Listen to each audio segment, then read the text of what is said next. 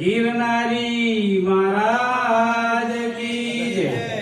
બોલો સદગુરુ દેવની જય. હવે વસરામભાઈ બધા વશિષ્ઠ ને રોમ ને બધા બેઠા હતા. એટલે આ પહેલા આવીને પછી રોમ ને લાજા. એટલે પેલા વશિષ્ઠ એમના દાદા ગુરુ હતા ને એટલે એમને નહીં ચડી કે પેલા હું એના દાદા ગુરુ છું, પેલા મને ચમ નમસ્કાર ના કર્યા. એટલે રોમને આદેશ કર્યો. રોમને કે હનુમાન ઉપર બંધ ચડાવો કહેવાય. એટલે હોમે અમને શિષ્ય હતો અને પેલા ગુરુનું વચન હતું. હવે શું કરું? પછી હનુમાન છે ને કુંડાળું કરીને બેસી ગયા હતા આગળ. જે ગુરુ મહારાજે વચન આલ્યો ને એનું ધ્યાન ધરીને બેસી ગયા. એટલે એ ટાઈમે એમ કહેવડાતું કે રોમનું બોણ પાછું ના જાય. પછી એમને રોમની બોણ છોડ્યું, પ્રદક્ષિણા કરીને પાછું પાથામાં જતું રહ્યું. એટલે પેલા વશિષ્ઠે વિચાર કર્યો કે કઈ શક્તિ કોમ કરી ગયા, કોઈક શક્તિ તો હોવી જોઈએ ને.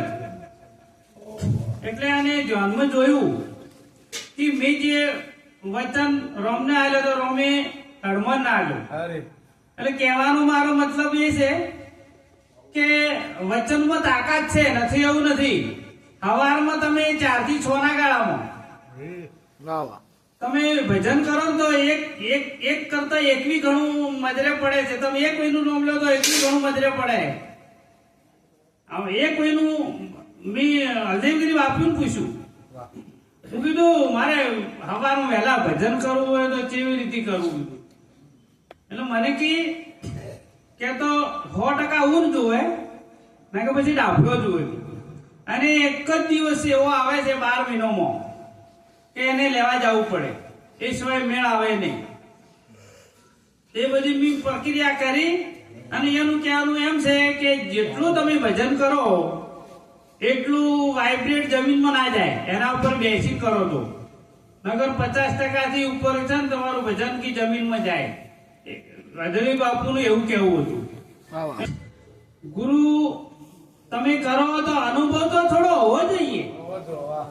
અનુભવ ના હોય તો કોઈ કોમની વસ્તુ નથી. તમે ગમે એટલું ભજન ગો, ગમે એટલો સત્સંગ કરો, પણ ભગવાનના દરબારમાં તમને કોઈ ઓળખે ના, ખાલી પબ્લિક ઓળખે એટલું જ. પબ્લિક જ તમને ઓળખે કે હારો સત્સંગ કરે છે કે હારું ભજન ગાય છે. બાકી ભગવાનના દરબારમાં તમને કોઈ ખબર ના પડે. એટલે અનુભવ તો જોવાય. અનુભવ વગરની કોઈ પણ વસ્તુ નકામી. અને દરેક નો ભાવ થોડો સરખો રાખવો પડે. આપણે લોભ લાલચ હોય એમ આપણે બેને વાત થઈ.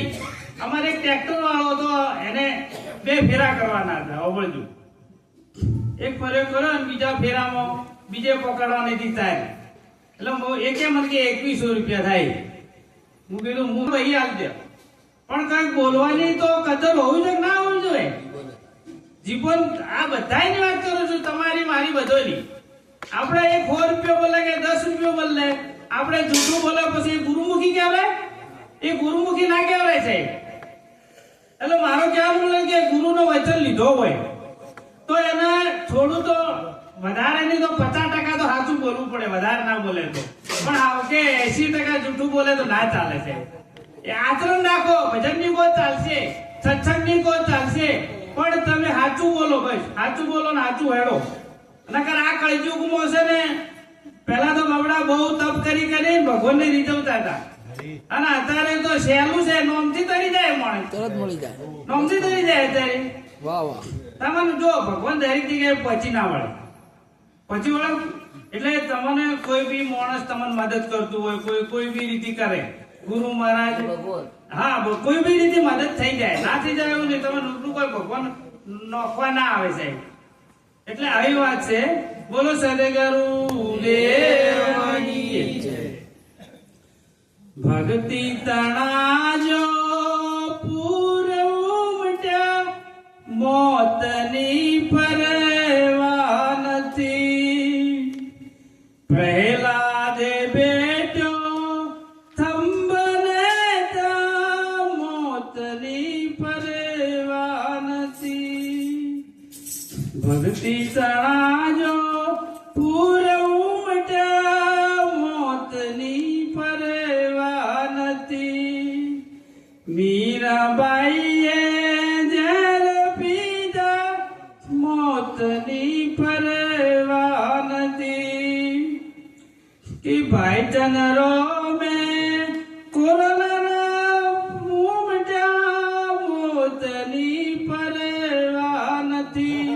હવે આ હું વાત કહું એક કોરોનાની, કે હું લોણીમાં જતો હતો ને, એટલે મારા હાથી 2-3 મહિના લોકો આયા. આ તો મને કહું છું કોરોનામાં. પછી હું એકલો મારી 4 વ્હીલ ગાડી લઈ અને નોણી ગાયોના ઘાસ માટે જતો દિલ્હી. રોજ મારે 150 કિલોમીટર ફરવાનું થાય સાહેબ, અને વધારે નહીં પણ 150 થી 200 માણસો થી મારે મળવાનું થાય કોરોનામાં. અને બધા ડરી કોઈ બંધ થઈ ગયા, બધા 4-5 જણા આવતા ને બધા બંધ થઈ ગયા. અને હું કોઈ મારી જિંદગીમાં ડર્યો. અને ગામમાં મને ખીચડી કઢી છે ને, પેલા સ્ટાર્ટિંગમાં રસ્તામાં બંધ હતું ને બધું, એટલે અમારા ગામ વાળા હોમો પડ્યા હતા સાહેબ કે આ ખીચડી બીચડી બંધ કરી દો ને આ ગામમાં કી કોરોના લાવશો. તે એક અમાર પટેલ હતો ને સાહેબ, કે જે થવું હોય થાય, કે અમારો ખીચડી કે બંધ નહીં રહે કે સાહેબ. એ ખીચડી ચાલી રહી હતી, અને જે ડર્યા ને અહીંયા તો દવાખાનામાં દાખલ કરવા પડ્યા હતા. અને ભગવાન અમે એવા ને એવા છે કોરોનામાં મને શું કરે આ આદિવાસીઓમાં સાહેબ, હું 6-7 મહિના દિલ્હી જતો કરિયાણું લઈ ગાયોને ઘાસ આવું. કહેવાનો મારો મતલબ એ છે કે ભગવાનના નામમાં રોન સાહેબ, તો ભગવાન તમારી ખબર રાખે. હું તો એટલું સમજુ છું, વધારે નહીં સમજતું. પણ જો તમે કોકની દયા કરો કે કોકને સારું બોલીને, હવે આ મહારાજ છે પણ સત્સંગ કરીને બધું સેવા કરે છે કે નહીં કરતા, અને ટુકડો આલે છે મૂળ ગમે તે છે, પણ બધોને એનો સારો ટુકડો આલે એટલે બુદ્ધિ હારી આવે કે ના આવે. અને હું એમ કઉ છું કે 100 દાડા તમે હું આવશો, એક દાડા એવો વચન તમારા જીવનમાં આવી જાય તો તમારા જીવનનો પલટો થઈ જાય. વાહ વાહ. કોઈ વેળાનો ટુકડો અને કોઈ વેળાનો વચન, આ 2 વસ્તુ કામ કરી જાય. બોલો સદગુરુ દેવ.